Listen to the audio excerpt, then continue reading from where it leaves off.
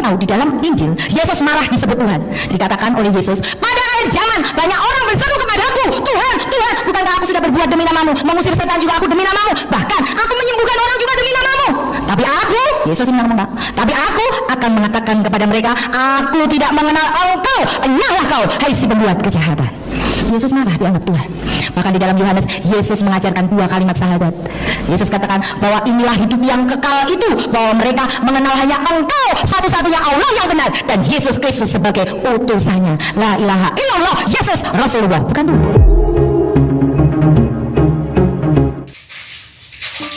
Assalamualaikum warahmatullahi wabarakatuh. Alhamdulillah teman-teman, kita ditakdirkan bertemu kembali.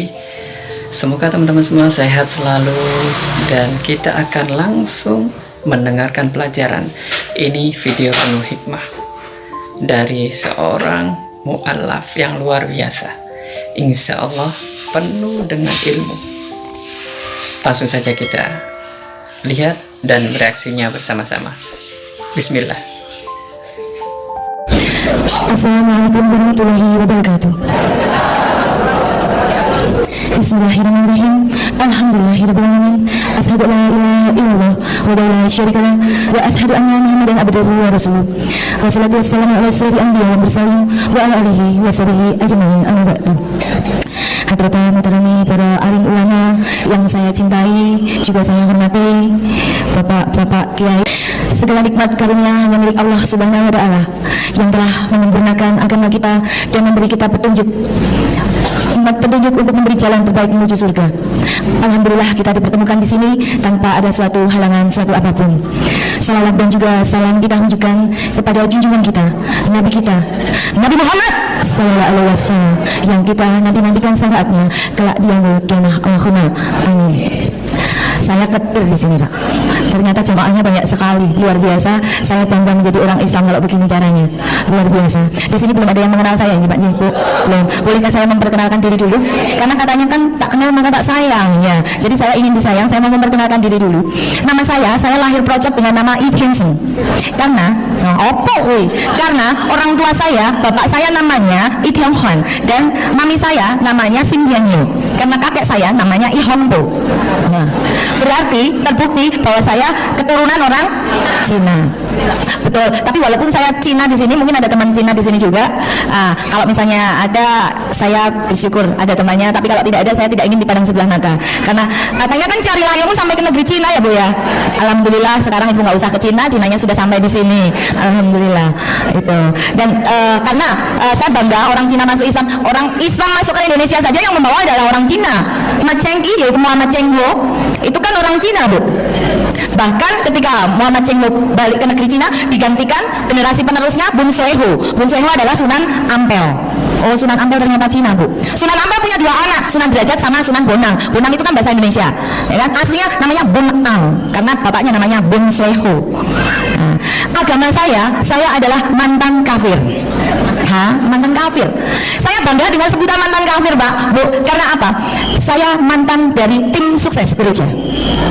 Saya dulu menjadi umat Katolik, umat gereja. Saya tidak sekedar duduk sebagai umat, tapi saya tim sukses gereja. Bahkan dalam satu keluarga besar saya, yang masuk gereja duluan itu saya. Mami saya, papi saya, adik-adik saya itu baru masuk menjadi agama Katolik setelah saya masuk dan dibaptis menjadi orang Katolik. Tak ajak semua, tak konco-konco Bu. Saya tim sukses gereja dulu. Saya dulu benci sekali Pak, Bu, melihat orang Islam. Saya di sini ingin bercerita, kenapa kok saya bisa sampai hadir di sini di tengah Bapak Ibu sekalian. Saya ingin memberikan motivasi kepada Bapak dan Ibu sekalian bahwa apa? Agama yang paling baik dan benar adalah agama Islam. Karena saya sudah survei, saya sudah meneliti.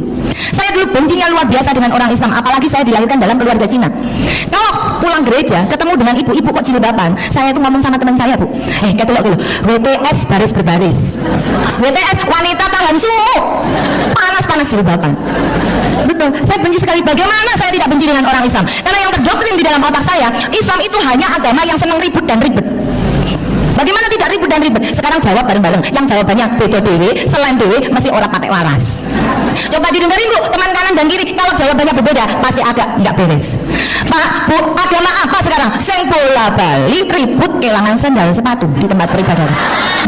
Agama apa? Islam. Nggak ada yang jawab agama Katolik atau Kristen. Oh, sandal sepatu digawa dulu. Boleh? terdengar sampai seluruh Indonesia pun tahu. Hanya ada 2 organisasi besar, nggak akor-akor, Bu. Agama apa? Islam. Yang NU anak Muhammadiyah memang Islam orang genah. Lah kenapa? Lah iya loh, salat tarawih setahun pisan, kuwi kok mung 8 rakaat.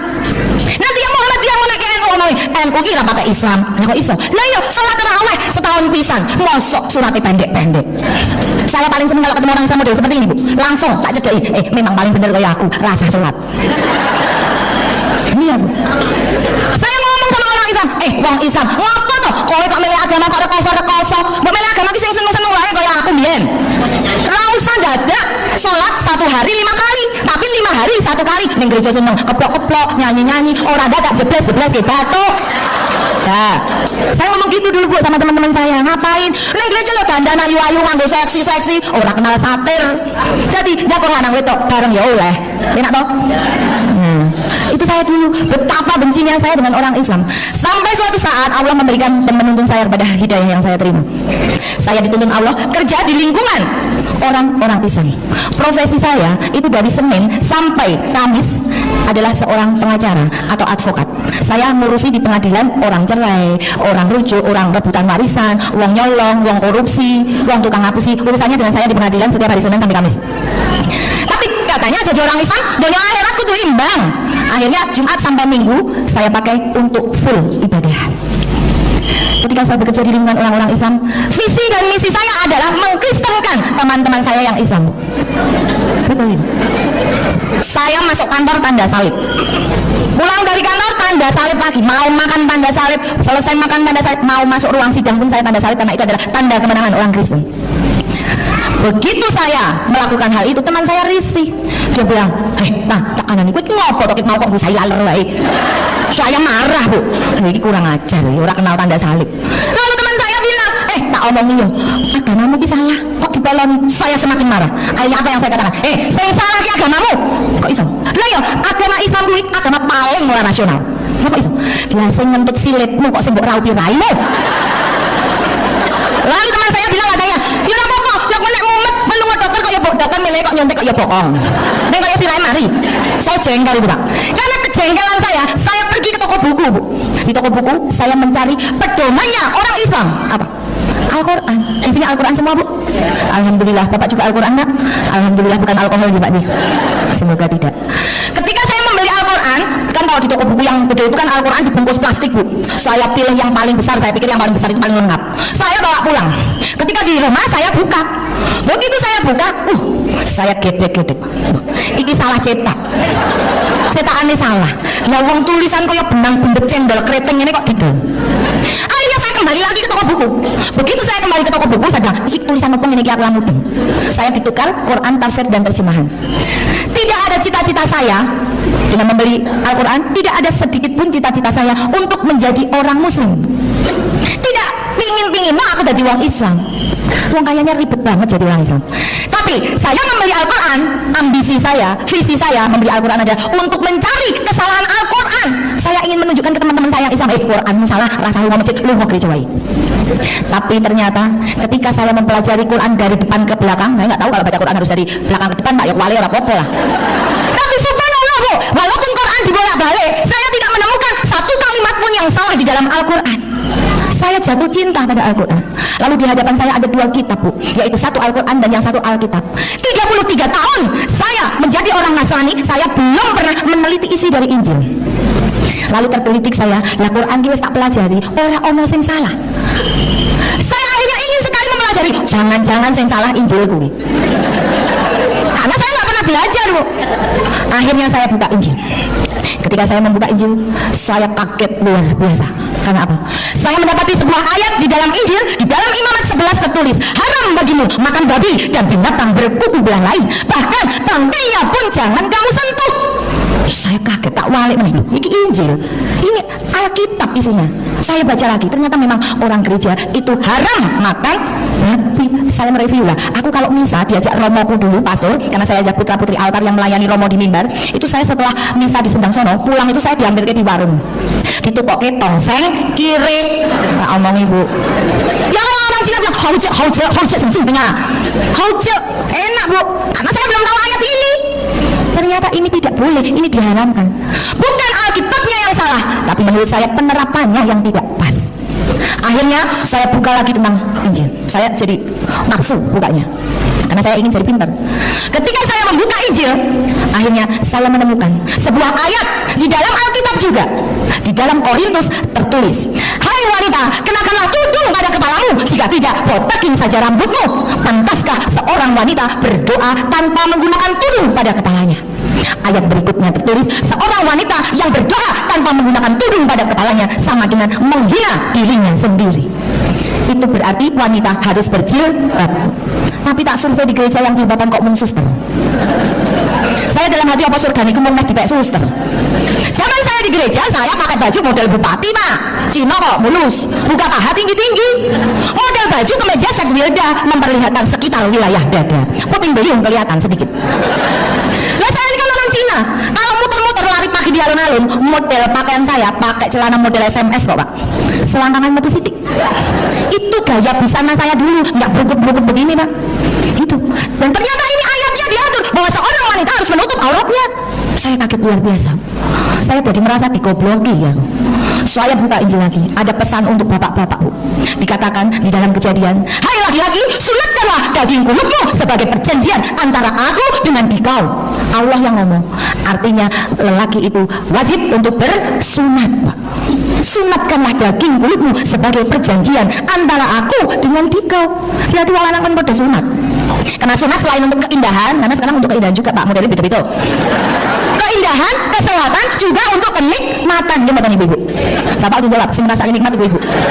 Nah, ibu saya mau jawab nikmat, niku biasanya bapak itu yang sunat. Makanya langsung disunat ibu. Rasanya beda, lebih maknas ya sunat, lebih mantep ya sunat. Kok Bu Ustazahnya bisa tahu? Aku masih jajan. Saya pernah sama yang sunat, pernah sama yang belum sunat, Pak. Wah, ini bukan porno, nanti saya cerita, ini pengalaman hidup. Akhirnya saya kapok jadi orang Katolik. Saya cari seorang kiai di Yogyakarta. Saya belajar di Pondok Hawariun Yogyakarta tentang perbandingan agama dan kristologi di sana. Saya semakin yakin, semakin mantap bahwa Islam adalah agama yang paling baik dan benar. Kalau ada dalil yang mengatakan semua agama baik, saya setuju. Tidak ada agama yang jelek, semua agama baik saya setuju. Saya tidak menjelek-jelekan agama saya yang dulu. Agama saya yang dulu baik. Saya setuju semua agama baik. Tapi maaf, saya tidak setuju dengan dalil yang mengatakan semua agama benar. Karena bagi saya, agama yang paling baik dan benar hanya agama Islam. Gitu. Dengan pernyataan saya seperti ini, saya akhirnya ngomong kepada kiai saya, "Pak, saya pingin banget, saya sudah mantap jadi orang Islam." Lalu Pak Kiai bilang, "Oke Bu Ita, sekarang juga Bu Ita mengucapkan 2 kalimat syahadat." Saya bilang, "Saya nggak mau, Pak." "Kok nggak mau, kenapa?" "Pak, papi saya Cina, mami saya Cina, adik-adik saya Cina, suami saya Cina, otomatis anakku Cina kabeh. Nah, anakku Jawa kan aku selingkuh berarti. Semua Cina, nggak ada yang satupun orang Islam. Kalau sampai mereka tahu bahwa saya ini masuk dan mengucapkan syahadat, aku bisa dijengkangke, Pak. Lah nek mau dijengkangke, yang paling susah nek dicoret dari daftar warisan, Bu. Kalau Bapak fokus oke? Saya takut luar biasa, Pak. Akhirnya apa? Saya ngomong pada kiai saya, "Pak, saya ingin berislam karena ini adalah peristiwa penting di dalam hidup saya. Saya tidak mau gagal dalam mengucapkan syahadat dan menjadi orang Islam. Saya ingin diislamkan di Masjid Istiqlal Jakarta." Akhirnya oke, saya persiapkan di sana. Di sana saya punya teman namanya Kolonel Mas Murdi Purnomo. Dia mempersiapkan segala sesuatunya di Masjid Istiqlal Jakarta. Dan saya memilih hari tanggal 20 Desember tahun 2008. Baru 5 tahun saya jadi orang Islam. Tapi saya sudah memberanikan diri pegang mik, Bu. Ibu berapa tahun jadi orang Islam? Sudah pernah pegang mik? Minta ajarin Bapak. Ketika saya yakin berislam, saya memilih tanggal 20 Desember. Karena apa saya memilih bulan Desember, Bu? Karena saya takut diajak ke gereja. Karena di bulan Desember ada apa, Bu? Pinter, ada hari Natal, Pak. Di bulan Desember ada hari Natal. Kalau hari Natal itu tanggalnya tanggal berapa, Bu? 25. Kalau 1 Muharram kemarin tanggal berapa ya, Bu? Enggak tahu, Pak. Itulah wajah-wajah Islam. Kita lebih mengenal budaya mereka daripada budaya kita sendiri, Bu. Saya takut diajak Natalan. Saya pilih 20 Desember 2008 dengan alasan ketemu klien di Jakarta. Dari Yogyakarta menuju Jakarta, saya membawa 1 orang saksi pensyahadatan saya. Di tengah perjalanannya, saksi saya ini ngomong kepada saya, "Nah, tak ada nih, kowe siap-siap tisu apa sapu tangan." Saya tanya, "Buat apa?" "Loh, mau ngucap syahadat kowe nangis." Saya bilang, "Bel kedes. Loh, aku ini wanita perkasa, aku ditembelin bojoran nangis kok balik tembelin gelem."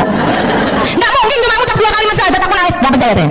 Tapi subhanallah Bu, ketika saya masuk ke Masjid Istiqlal, ketemu dengan takmir masjidnya, saya baru mengucap la ilaha illallah, saya sudah nangis, mimpi-mimpi bekar-bekar 15 menit lamanya Bu. Sampai takmirnya bilang, "Udah Bu Ita, selesaikan dulu nangisnya, nanti saya tak kembali setelah pesan-pesan berikut." Karena saya kayak orang gila nangisnya bekar-bekar Bu. Saya nggak bisa acting Bu, tapi inilah ungkapan yang ada di dalam hati saya yang terdalam.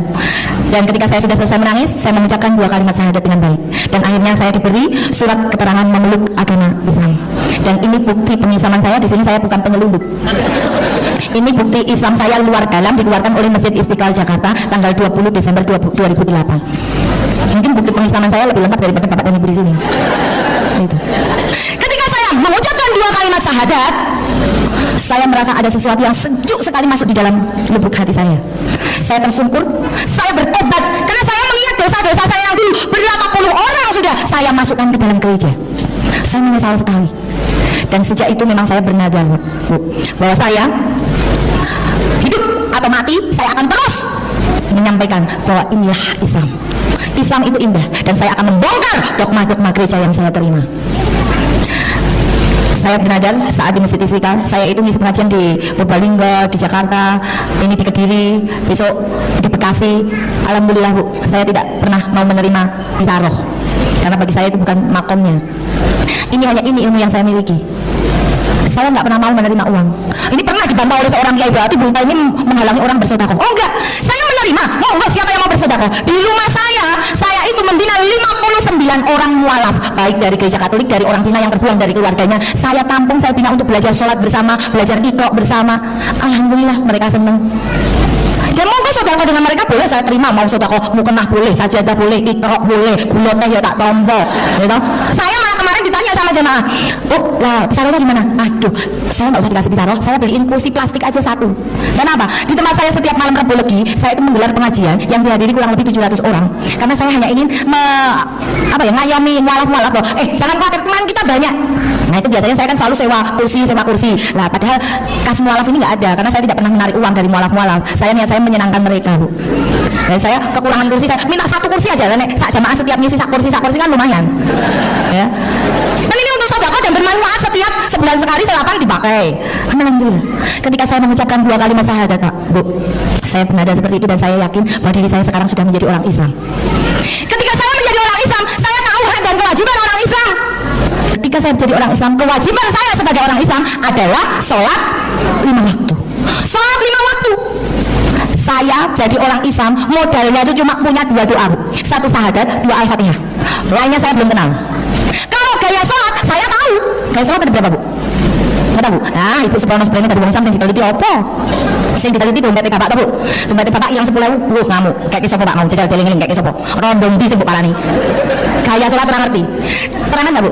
Gaya sholat ada 5. Yang pertama adalah berdiri. Berdiri adalah lambang taat, tiru malaikat, diperintah rawani debat. Ini gaya sholat yang pertama. Ketika teman kita mengucapkan Allahu Akbar, kita berserah kepada Allah yang Maha Besar. Kalau Allah itu besar berarti awake dhewe cilik. Makanya wong Islam nek salat kuwi ora iso sombong, senajan rukuyannya, terutama ibu-ibu.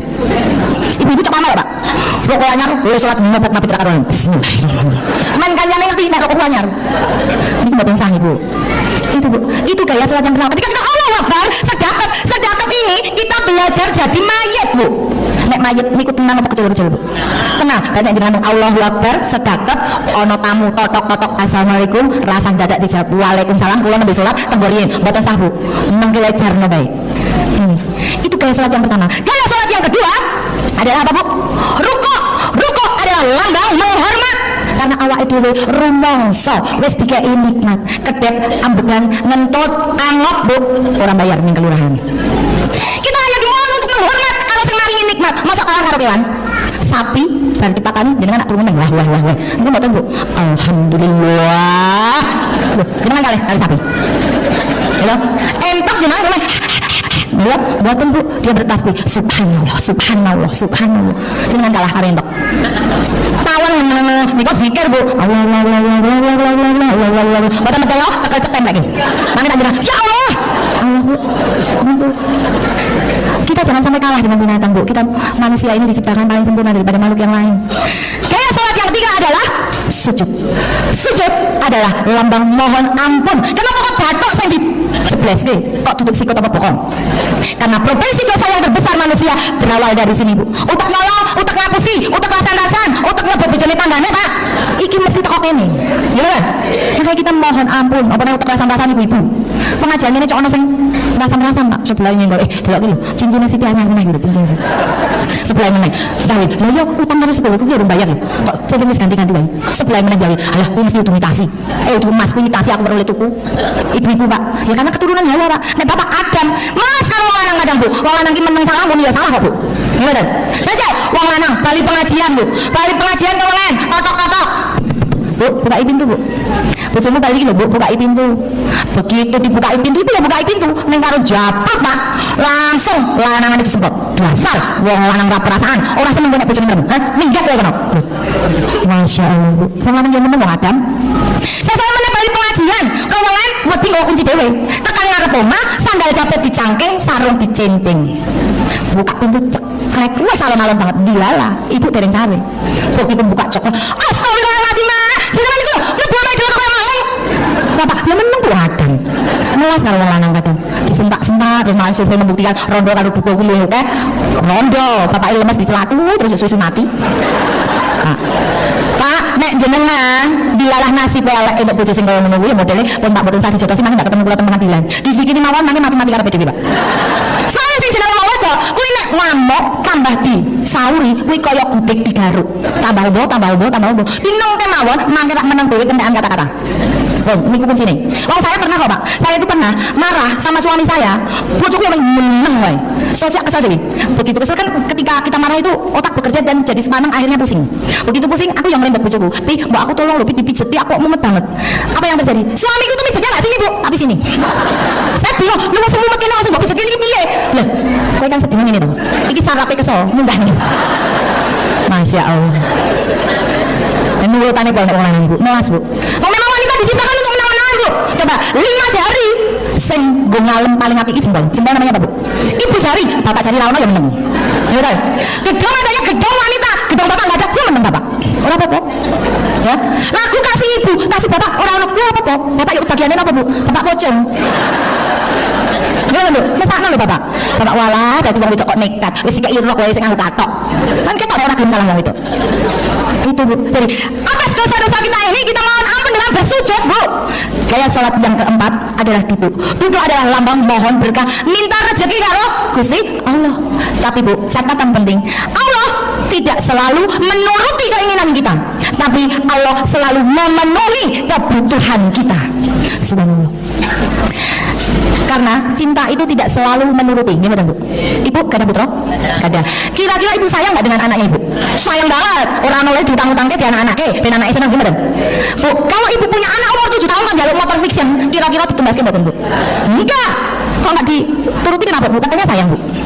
Karena ibu tahu bahwa anakku belum mampu pakai motor besar, gitu. Nek tak turuti kok malah mati. Tabrak truk. Gimana? Takut kehilangan anak.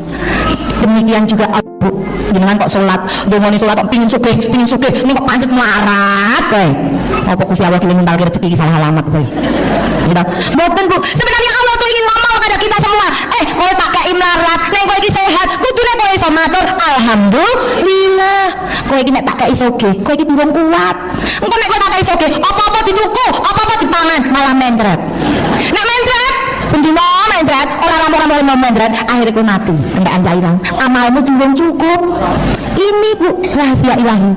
Allah selalu memenuhi kebutuhan kita, walaupun tidak selalu menuruti keinginan kita. Dan ini sudah saya alami.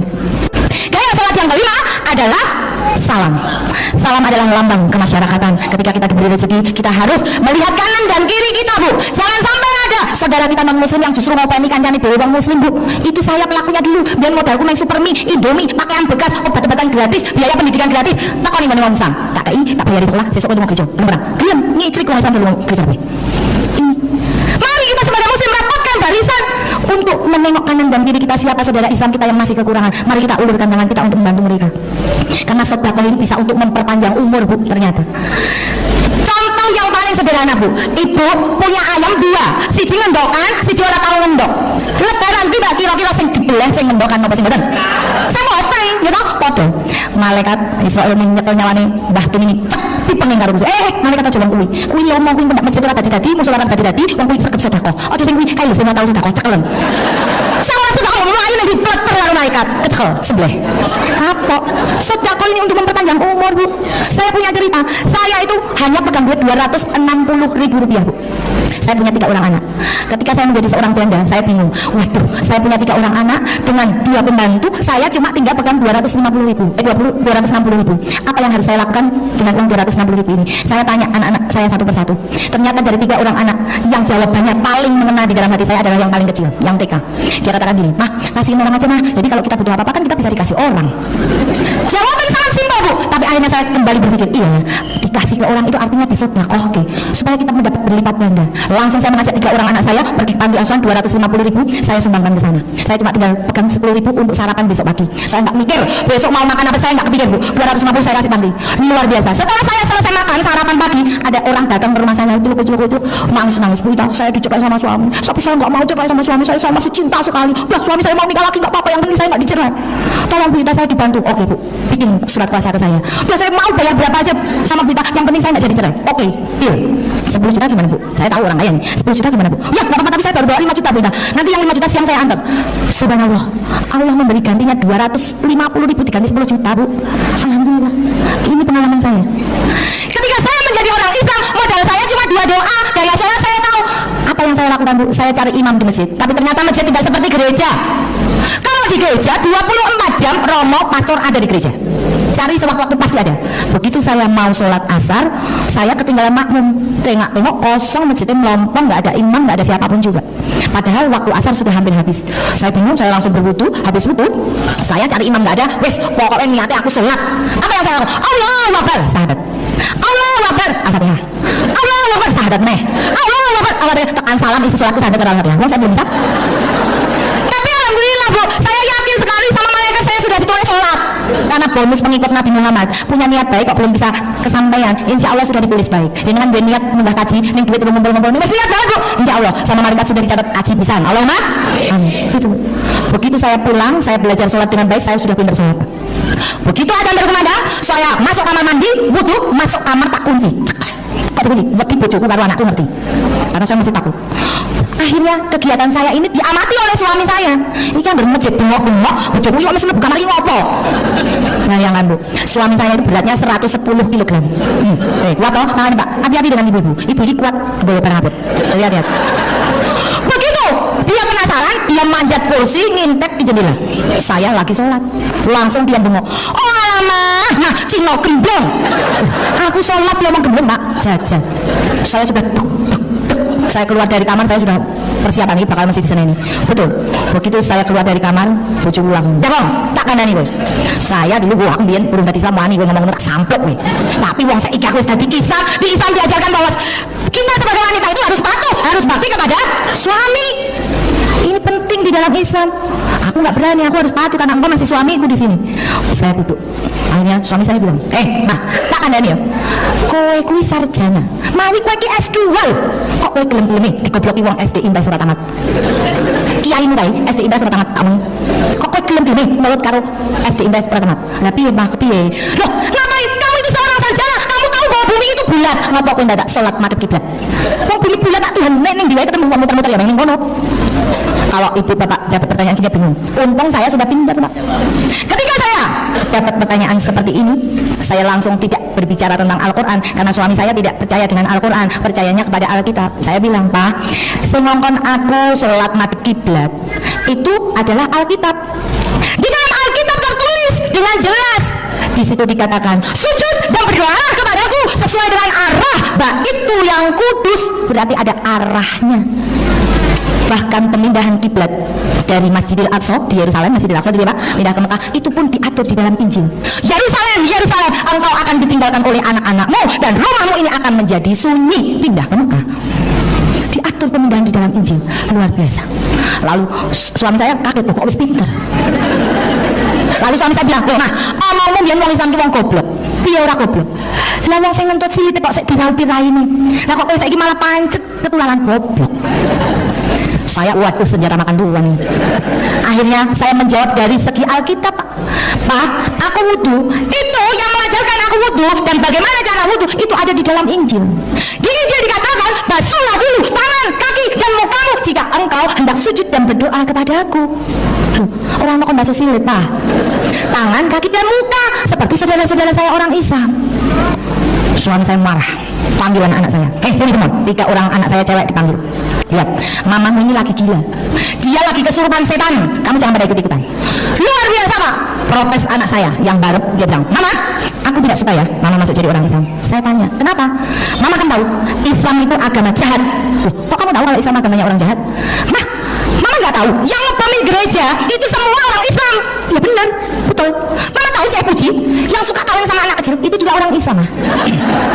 Aku nggak mau Mama jadi ketularan jahat, katanya. Begitu.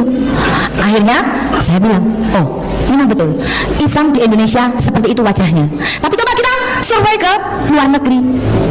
Di Meksiko sana ngomong obat bius, di survei tidak ada satupun orang Islamnya. Di Filipina orang-orang goblok, di survei nggak ada satu orang Islamnya. Di Thailand banyak pelacur jalanan, di survei juga tidak ada orang Islamnya. Di Indonesia rata-rata pembantu agama Islam, tapi bagaimana di Mesir 100% majikan orang Islam. Mikir anak saya, lalu tanya dia, lah itu ngapain orang Islam? Kok orang Islam kalau ke masjid pakai copot sandal sama sepatu segala? Saya bilang, yang nyuruh orang Islam itu copot sepatu sandal kalau mau masjid itu ada dan diatur di dalam Alkitab. Dikatakan oleh Yesus sendiri ngomong, jika engkau hendak memasuki perkemahan suciku, lepaskanlah dulu tali kasutmu dari kakimu. Ini ada di dalam Injil, makanya saya kapok dari wong Katolik, Pak. Ternyata Yesus yang menyuruh. Akhirnya anak saya berpikir betul juga. Lalu saya tanya pada anak saya, kamu panggil Yesus siapa? Tuhan. Emang kamu tahu kalau Yesus itu Tuhan? Ya jelas mah, Yesus itu anak Allah, jadi Yesus itu Tuhan. Kok bisa? Kamu tahu di dalam Injil Yesus marah disebut Tuhan. Dikatakan oleh Yesus, pada akhir zaman banyak orang berseru kepadaku, Tuhan, Tuhan, bukankah aku sudah berbuat demi namamu, mengusir setan juga aku demi namamu, bahkan aku menyembuhkan orang juga demi namamu. Tapi aku, Yesus ini ngomong, tapi aku akan mengatakan kepada mereka, aku tidak mengenal engkau, enyahlah kau, hai si pembuat kejahatan. Yesus marah dianggap Tuhan. Bahkan di dalam Yohanes, Yesus mengajarkan 2 kalimat syahadat. Yesus katakan bahwa inilah hidup yang kekal itu, bahwa mereka mengenal hanya engkau satu-satunya Allah yang benar, dan Yesus Kristus sebagai utusannya. La ilaha illallah, Yesus Rasulullah, bukan Tuhan. Tapi kenapa Yesus disebut Tuhan? Yesus disebut Tuhan baru pada tahun 325 Masehi. Sebelumnya Yesus belum dianggap Tuhan. Ini adalah kepentingan dan sejarah Romawi. Kapan-kapan saya terangkan kalau diundang lagi. Itu anak saya bingung. Lalu apa yang terjadi? Suami saya telepon mami saya. Telepon mami saya, ini kita tuh sekarang sudah nggak jadi pengikutnya Yesus, saya malah jadi pengikutnya Muhammad. Saya ditelepon oleh mami saya, Pak. Pulang. Saya deg-degan, wah alamat lain untuk warisan. Begitu saya pulang, mami saya ngomong, nama saya Idiansen, mami saya panggil saya Ii. Mami dengar, kamu ini sudah jadi orang Islam. Saya cuma cengar-cengir wedil untuk warisan kok.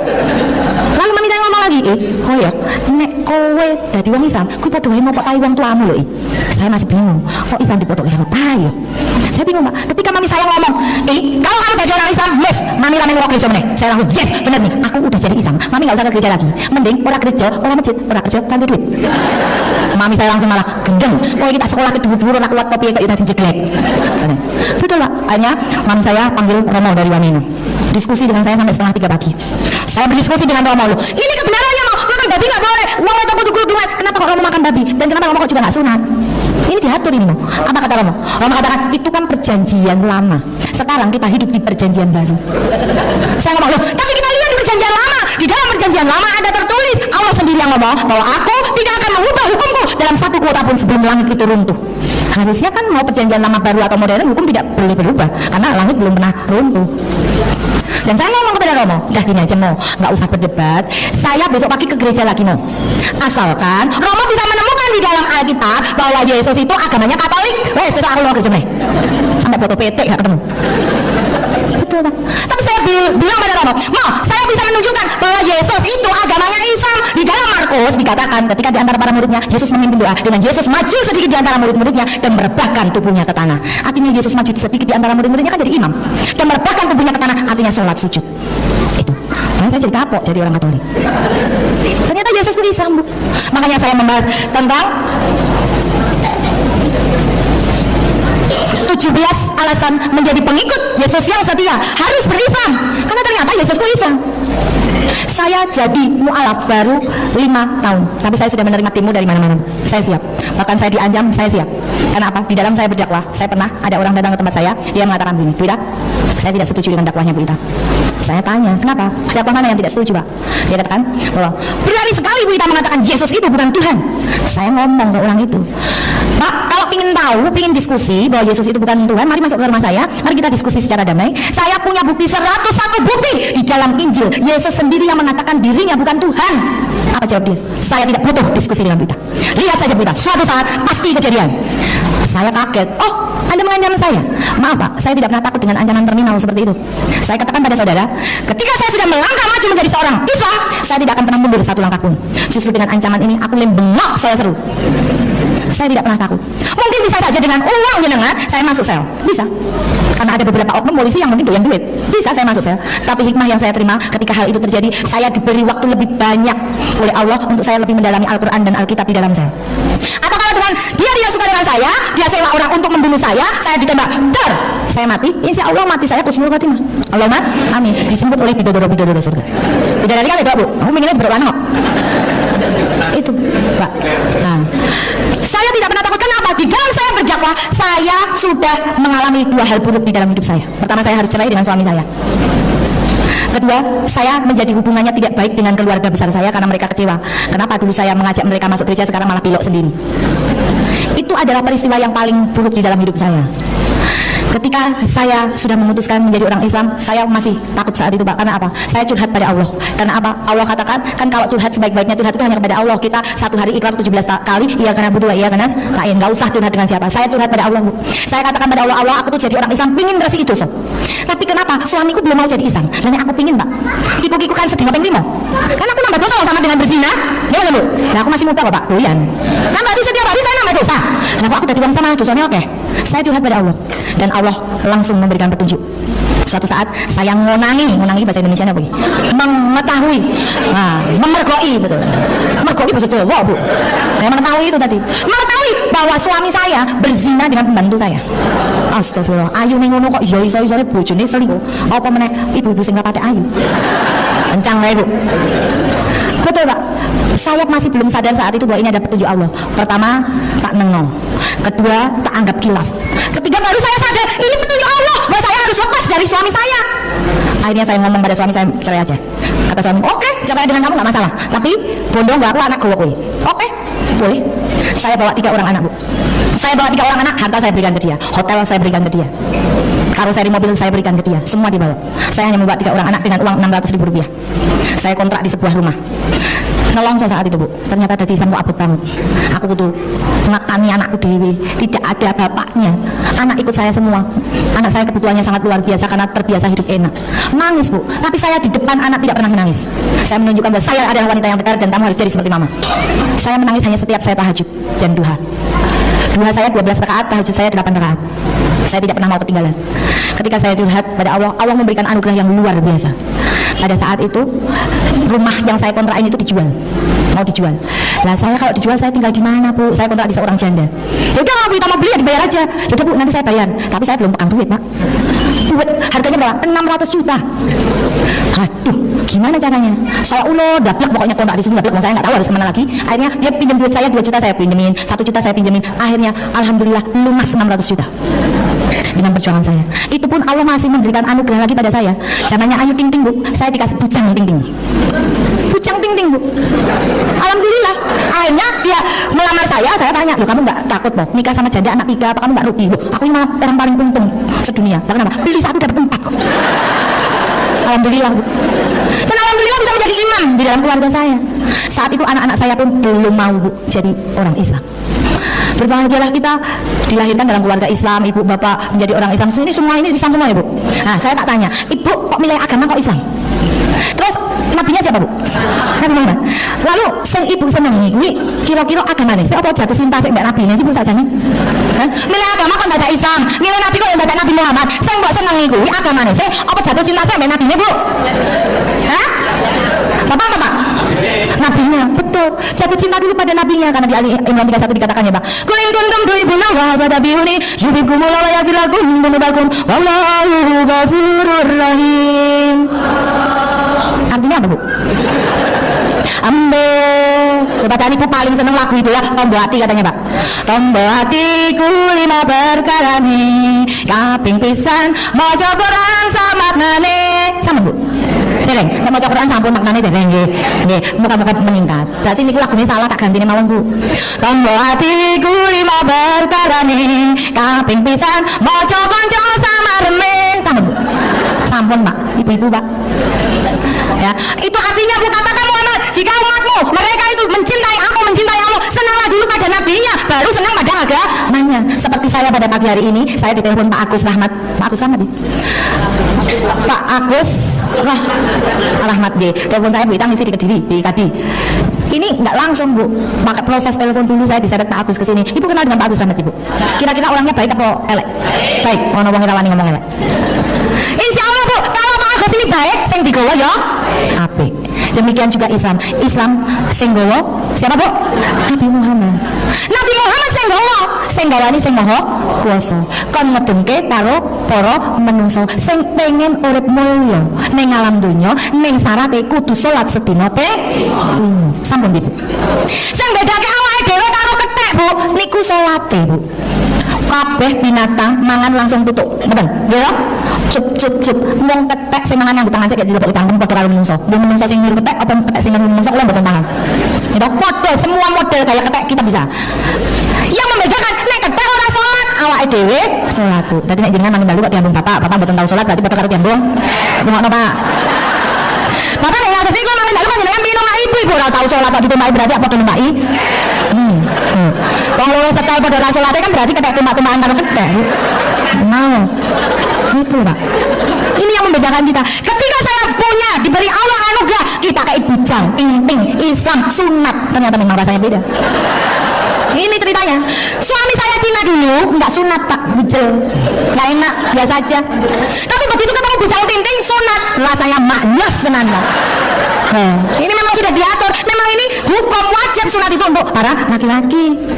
Ketika saya sudah menikah dengan seorang bujang berislam ini yang sunat, anak saya pun belum mau jadi Islam. Karena apa? Dia malah menulis secari kertas, katanya, "Mama, aku malu sekali punya mama yang beragama Islam. Kita kan orang Cina mah, masa sih kita harus Islam? Apa kata teman-temanku di sekolah mah? Islam itu agamanya orang desa, Islam itu agama orang kampungan. Aku sedih sekali punya mama yang beragama Islam." Simpen di bawah kantong. Kebetulan saya membaca. Saya pura-pura nggak tahu. Saya hanya curhat pada Allah. Allah, aku ingin sekali membentuk sebuah keluarga yang sakinah, mawaddah, warahmah dan barokah, di mana semuanya adalah orang-orang Islam. Saya curhat tahajud terus pada Allah. Suatu saat apa yang terjadi Bu? Saya tidak pernah meninggalkan berjamaah di masjid bersama dengan suami saya. Pulang dari jamaah, senyum-senyum, ceria, mengucapkan salam. Anak saya menangkap sinyal. Wih, ternyata Islam itu indah ya. Setiap pulang dari masjid, mama selalu tersenyum sama papi. Islam indah. Jatuh cinta pada pandangan pertama. Ketika saya ketinggalan jamaah di masjid, saya berjamaah sengaja di ruang tamu supaya anak saya tahu, karena anak saya sering seliwar-seliwar di situ. Saya sholat jamaah dengan suami saya berjamaah. Udah, anak saya mengamati. Orang sholat tuh begitu toh. Lalu begitu saya selesai sholat, anak saya nempel saya. "Mah, ternyata Islam itu romantis ya Mah. Kok tahu?"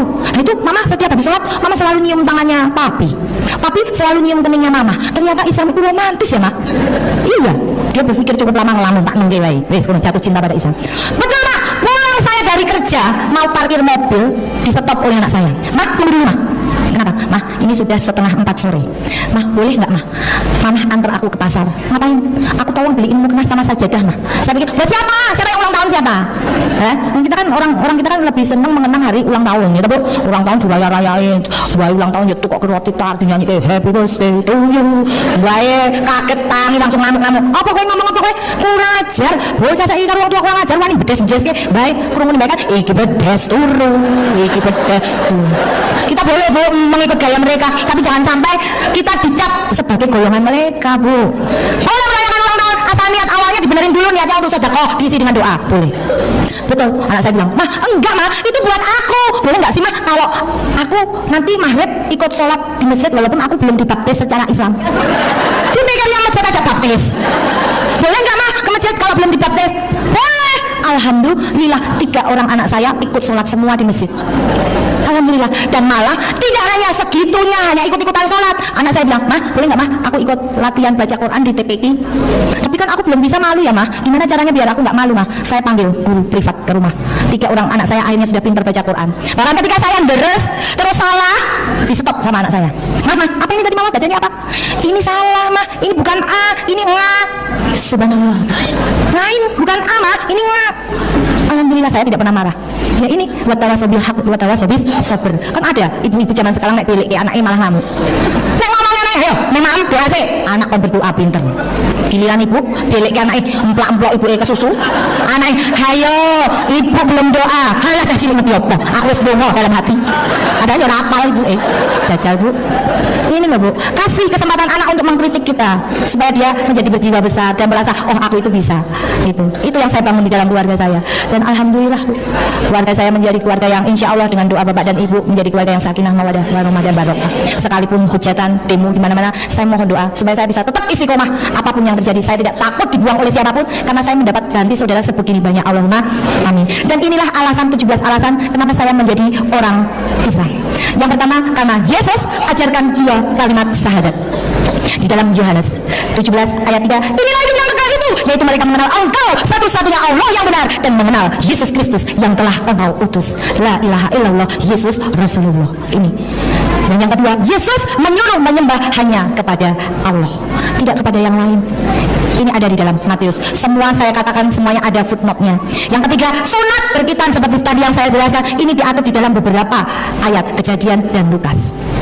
Berwudu juga diatur di dalam Keluaran. Nah ini loh, apa yang harus kita basuh? Tangan, kaki, dan muka.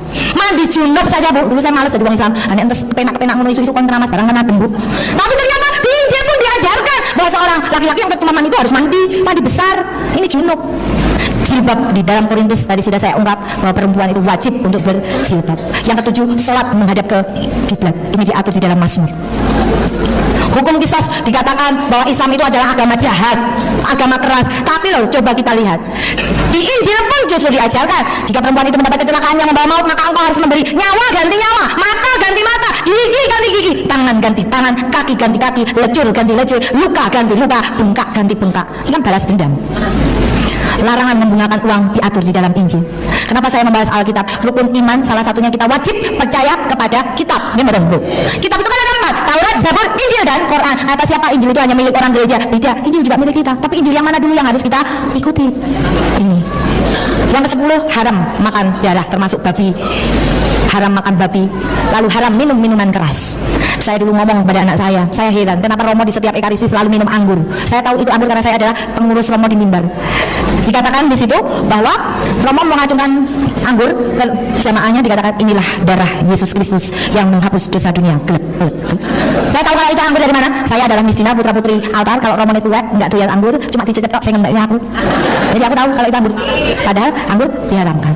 Larangan membuat patung berhala, tapi ternyata di gereja banyak sekali patung menyerupai Yesus, Bunda Maria, Santo Yusuf dan lain sebagainya. Hukum rajam juga diatur. Perintah puasa pun ada bahwa dalam bulan ke-9 orang telah memaklumkan puasa di hadapan Tuhan. Kalau kita hitung suro, sabar, mulut, pada mulut, cuma di air, terus rejab, ruah, bulan ke-9 apa? Poso. Mas Yesus saja poso. Bulan ke-9. Next dengan apa yang kita lakukan. Mengucapkan insya Allah pun diatur di dalam Yakobus. Ketika engkau hendak berbuat ini dan itu, hendaklah engkau mengucapkan jika Tuhan menghendaki kami akan hidup dan berbuat ini dan itu. Ucapan insya Allah diatur. Mengkafani jenazah pun diatur. Tapi umat gereja kalau meninggal tidak pakai kain kafan tapi pakai jas. Tak bengesi barang kok. Itu saya dulu macain jenazah-jenazah. Tapi ternyata inilah hukumnya dan ini yang ingin saya sampaikan. Itu. Dan karena ke-17 alasan ini saya kapok jadi orang Katolik dan saya tetap ingin menjadi istiqomah di dalam Islam. Itu. Dan saya mohon doanya supaya apapun yang terjadi saya tetap berislam sampai akhir hayat saya, nyawa dilepas dari raga. Itu. Dan saya mohon doanya mungkin bapak-bapak kiai yang ada di sini, saya butuh doanya Pak. Itu saja yang saya sampaikan. Assalamualaikum warahmatullahi wabarakatuh.